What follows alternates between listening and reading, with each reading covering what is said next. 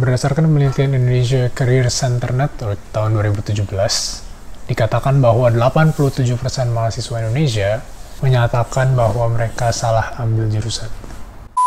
Hello guys, nama gue Anthony dan hari ini kita mau bahas soal pemilihan jurusan. I did a mistake about 2 years ago. Saat itu gue bahkan masih bingung banget gue mau ambil jurusan apa. Kayak di antara aktuaria, bisnis, food tech, musik, bahkan masak gitu. Kayak gue bingung banget dan gue gak punya guidance apa-apa untuk ini. Dan gue gak mau kalian juga harus ngerasain hal yang sama. First of all, kalian harus tahu kalau pemilihan jurusan itu bukan hal yang mudah. Ini karena di Indonesia, pilihan jurusan itu ada banyak banget. Coba gue sebutin satu-satu ya. Kedokteran, kedokteran gigi, kedokteran hewan, teknologi pangan, keperawatan, farmasi, keolahragaan, matematika, fisika, kimia, biologi, statistika, aktuaria, mikrobiologi, kriminologi, politik, psikologi, hukum, sosiologi, jurnalistik, HI, komunikasi, bisnis, branding, akuntansi, manajemen, ekonomi, administrasi, finance, sejarah, sastra bahasa, IT, cybersecurity, teologi, pendidikan. A few moments later. Teknik pertambangan, arsitektur, teknik mesin, teknik elektro, teknik kimia, dan masih sangat banyak lagi. Sampai capek ngomongnya. Oke, karena pilihan jurusan itu banyak banget, kita nggak boleh sampai salah pilih jurusan. Kalau menurut gue pribadi, salah pilih jurusan itu efeknya bisa benar-benar fatal sih. Contohnya yang paling sederhana itu adalah kehilangan motivasi belajar. Orang-orang yang bahkan udah ada di jurusan yang tepat, bisa gitu kehilangan motivasi belajar. Bisa demot, bisa bosen sama pelajarannya. Apalagi kalau misalnya orang itu nggak suka sama jurusannya kan.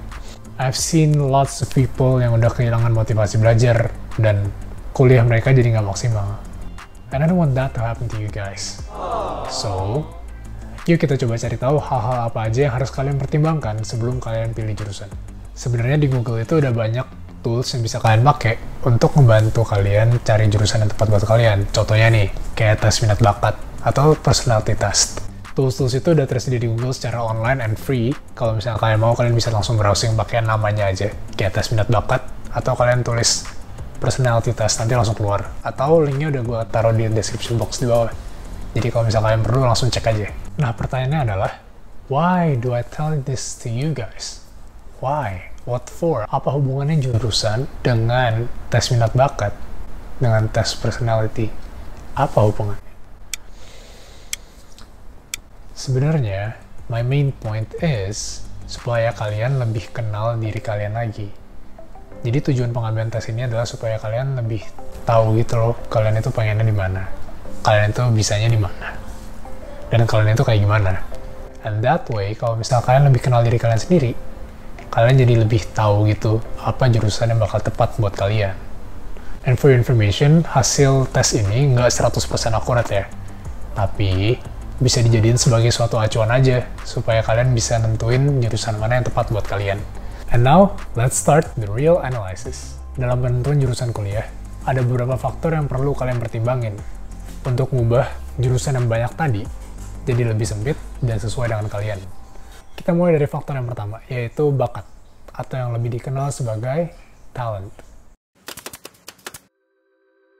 Talent orang-orang itu biasanya cukup banyak dan nggak spesifik. Nah, tapi dari sini paling nggak kita jadi tahu apa aja yang kita punya yang bisa menunjang perkuliahan kita nanti. Biasanya, bakat seseorang itu akan tercermin selama pembelajaran di sekolah. Misalnya nih, ada orang-orang yang jago banget ngafalnya. Ada orang-orang yang hitungannya jago banget. Ada orang-orang yang bisa nyelesain studi kasus dengan super gampang. Nah, selain sekolah, bakat seseorang itu bisa kelihatan juga dari hobinya. Misalnya nih, ada orang yang bisa kuasain super banyak alat musik. Tapi di sisi lain ada juga orang-orang yang baru diajarin olahraga apa, langsung bisa. Ada orang-orang juga yang bisa nulis dengan bagus. Ada orang-orang bisa gambar. Dan banyak banget yang lainnya. Jadi setiap orang itu punya talentnya masing-masing, dan biasanya bisa sama ataupun bisa beda dengan orang lain. Kita lanjut ke poin yang kedua, yaitu minat. Minat adalah kesukaan atau interest seseorang.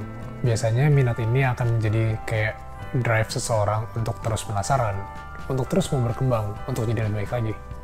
Nah, biasanya ya, minat orang itu bakal luas banget Ya kayak kita pengen banyak hal, kita pengen bisa masak, kita pengen bisa olahraga. Dan it's okay, wajar banget buat semua orang. Setelah kalian nemuin bakat dan juga minat kalian, hal selanjutnya yang perlu kalian lakukan adalah kalian cari bidang-bidang yang kalian berbakat dan juga kalian punya minat di sana. Dan umumnya nih, bidang-bidang ini udah sempit banget, udah tinggal dikit lah bisa dibilang. Jadi, congratulations buat kalian yang udah nemuin jurusan yang cocok dengan kalian.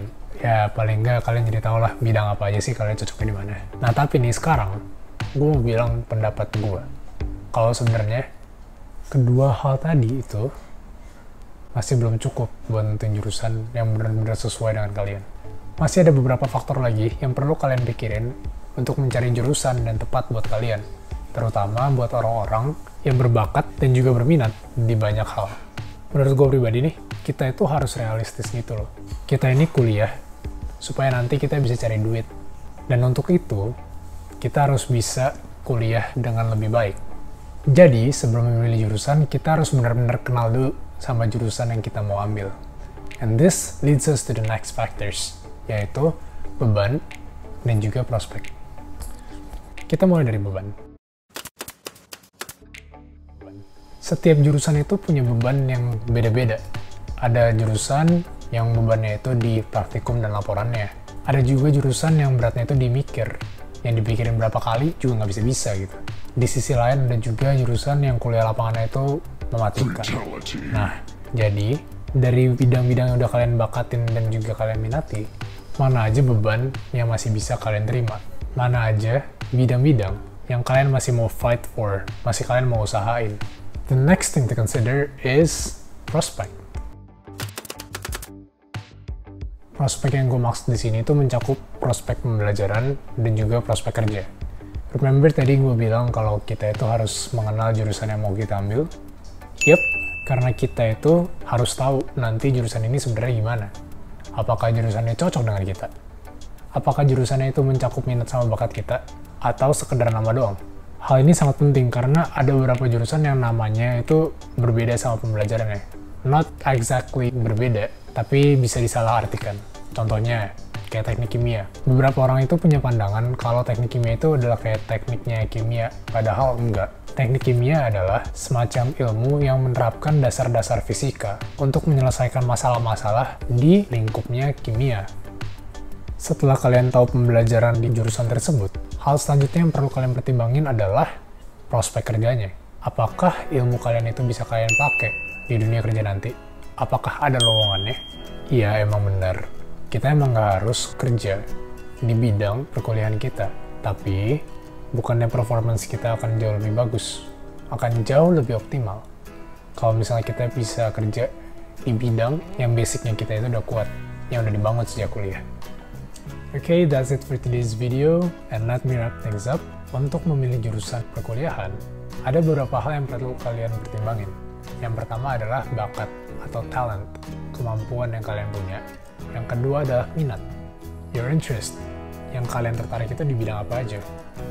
Yang ketiga adalah beban pembelajaran. Yang keempat adalah prospek pembelajaran dan juga prospek pekerjaan. Tujuan gue bikin video ini supaya bisa ngebantu orang-orang yang masih bingung buat pilih jurusan kuliah.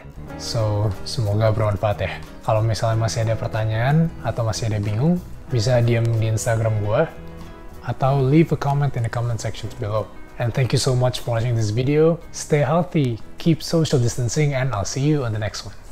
Bye-bye.